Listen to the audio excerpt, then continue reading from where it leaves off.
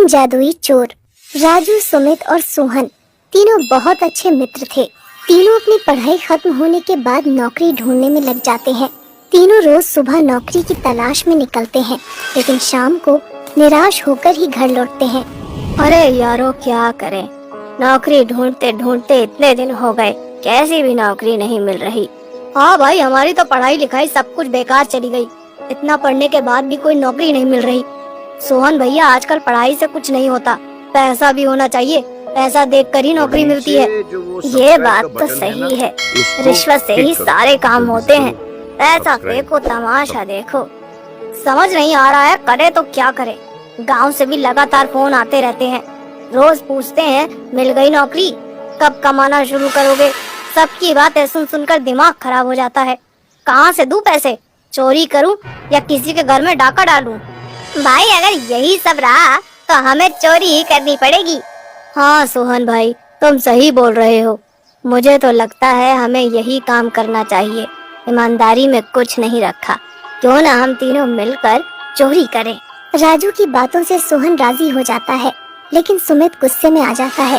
फिर सोहन और राजू सुमित को उसकी ऐसी ऐसी परेशानियां गिनवाते हैं कि सुमित भी चोरी के लिए राजी हो जाता है। फिर अगली ही रात को, हाँ भाइयों, तैयार हो तुम दोनों अपने अपने काम पर निकलने के लिए? हाँ, हम तैयार हैं। फिर तीनों दोस्त चोरी करने के लिए एक बुढ़िया के घर में घुस जाते हैं। अरे भाइयों, लगता है इस घर में कोई नहीं है, चोरी करना आसान हो जाएगा। तभी एक बुढ़िया औरत खांसते हुए कमरे से बाहर निकलती है। हे भगवान जी, कैसी जिंदगी है। प्यास लगे तो कोई पानी पकड़ाने तक को नहीं है। चलो, जैसी आपकी इच्छा। बुढ़िया ऐसा बोलकर पानी पीकर अपने कमरे में चली जाती है। अरे ये अम्मा तो बहुत बूढ़ी है, बेचारी कितनी परेशान है। हाँ हाँ, हम भी देख रहे हैं। तू चुप हो जा, ज्यादा बोल मत, आवाज चली गई तो बेकार में पकड़े जाएंगे। फिर वो तीनों उस बूढ़ी औरत के सोने का इंतजार करने लगते हैं, लेकिन काफी देर इंतजार करने के बाद भी वो बूढ़ी औरत सोने का नाम ही नहीं ले रही थी। बहुत बेचैनी हो रही है, नींद भी नहीं आने का नाम ले रही। नींद आएगी भी कैसे? जब तक ये पैसे बैंक में जमा नहीं होंगे तब तक मुझे चैन की सांस नहीं आएगी।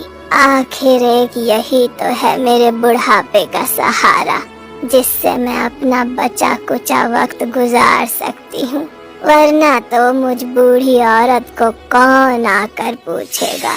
राजू भाई, ये बूढ़ी औरत तो बेचारी खुद परेशान है। अगर हमने इसके पैसे चुरा लिए तो बेचारी हमें बहुत बद्दुआ देगी। हाँ भाई, तुम सही कह रहे हो, बेचारी ने अपने मुश्किल वक्त के लिए पैसे रख रखे हैं।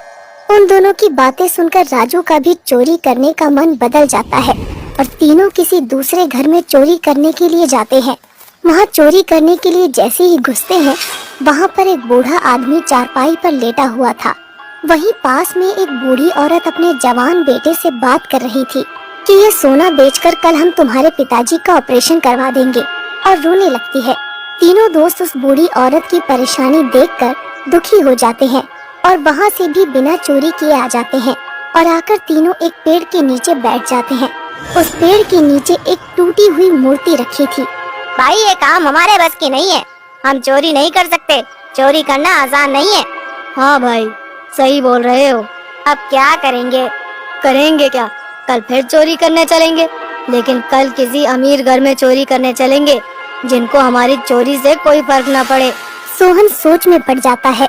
अब तुम किस सोच में पड़ गए? मैं सोच रहा हूँ कि काश मेरे पास ऐसी शक्ति होती जिससे मैं उन सभी रिश्वत लेने वाले और काला धन कमाने वालों को पता लगा लेता, फिर हम उसी घर में जाकर चोरी करते। हाँ, और मुझे कोई ऐसी शक्ति मिल जाती जिससे हम गायब होकर उन रिश्वतखोरों के घर में आसानी से चोरी भी कर लेते और कोई हमें देख भी नहीं पाता। हाँ, और मुझे ऐसी शक्ति मिल जाती जिससे मैं उनकी तिजोरी का ताला तोड़कर आराम से चोरी कर सकता। और ये बोलकर तीनों जोर जोर से हंसने लगते हैं। तभी मूर्ति से आवाज आती है, तथास्तु। तीनों आवाज सुनकर डर जाते हैं और डर कर अपने रूम पर चले जाते हैं। वहाँ जाकर वो तीनों सो जाते हैं। अगले दिन सुबह उठकर, अरे राजू भाई, सुमित भाई, मुझे रात को सपने में एक ऐसा घर दिखाई दिया जिसमें बहुत सारा काला धन था। अरे सोहन भाई, वो सिर्फ बातें थी, जैसा हम बचपन में सोचते थे, काश ऐसा हो जाता, काश वैसा हो जाता। बचपन में तो हमें पता ही नहीं क्या क्या सोच लेते थे। बचपन में हमारी हुई बातें सच थोड़ी ना होती थी, जो आज सच होंगी। क्या पता भाई सच हो जाए। एक बार कोशिश तो करते हैं। जो जगह सोहन भाई ने सपने में देखी है, चलो उसी घर पर आज हम चोरी करने चलेंगे। ठीक है राजू, तुम कहते हो तो हम चलते हैं। ये बोलकर तीनों रात होते ही चोरी करने के लिए उसी जगह पर चले जाते हैं जो सोहन ने अपने सपने में देखी थी। सोहन भाई, तुम्हारा सपना तो मुझे सच लग रहा है। अरे भाई, अब हम तीनों मिलकर अंदर चलते हैं। पर उससे पहले राजू, तू एक बात चेक कर ले कि तेरी शक्ति असली है या नकली। राजू अपनी शक्ति का पता लगाने के लिए उस बिल्डिंग के चौकीदार के सामने अंदर घुसने लगता है, लेकिन चौकीदार ऐसे आराम से बैठा था जैसे उसे कुछ दिखाई ही नहीं दे रहा हो। अरे वाह, इस चौकीदार को तो मैं दिखाई ही नहीं दे रहा। राजू सोहन और सुमित का हाथ पकड़कर अंदर ले जाता है। हाथ पकड़ते ही वो दोनों भी गायब हो जाते हैं। तीनों उस घर के अंदर घुस जाते हैं। सुमित, मेरा और सोहन का काम तो हो गया, अब तुम्हारा काम शुरू करो। जैसे ही राजू ने तिजोरी को हाथ लगाया, उसका लॉक अपने आप ही खुल गया। राजू, सोहन और सुमित सारा पैसा भरकर वहाँ से गायब हो गए। ये तो बहुत सारे पैसे हैं। हाँ, इतने पैसे मैंने पहली बार देखे हैं। मैं सोच रहा था कि क्यों ना हम इन पैसों से गरीबों की मदद करें। हाँ, तुम बोल तो ठीक रहे हो। फिर वो तीनों जब भी कोई रिश्वत लेता है, उसके घर रात को जाकर उन पैसों की चोरी करते हैं और उन पैसों से गरीबों की मदद करने लगते हैं। फिर एक दिन, सोहन भाई, आज रात कोई ऐसा अमीर पैसे वाला घर का सपना देखना जिससे उस बच्ची के दिल का ऑपरेशन हो सके। उस छोटी बच्ची के ऑपरेशन में बहुत पैसा चाहिए, तुम्हें पता है ना? हाँ हाँ, मुझे पता है, लेकिन ये मेरे हाथ में थोड़ी ना है। जो मेरी शक्ति मुझे दिखाएगी वही तो सपना देखूंगा। अब तक हमने जितनी भी चोरी की है, उससे कहीं ज्यादा बड़ी चोरी करनी पड़ेगी हमें। उन तीनों दोस्तों की बात एक पुलिस वाला सुन लेता है और चोरी की बात सुनकर तीनों को पकड़कर पुलिस स्टेशन में ले जाकर बंद कर देता है। हाँ, अब बताओ, ये क्या चोरी की बातें चल रही हैं? और तुम सपना देखकर चोरी करते हो, ये सब क्या माजरा है?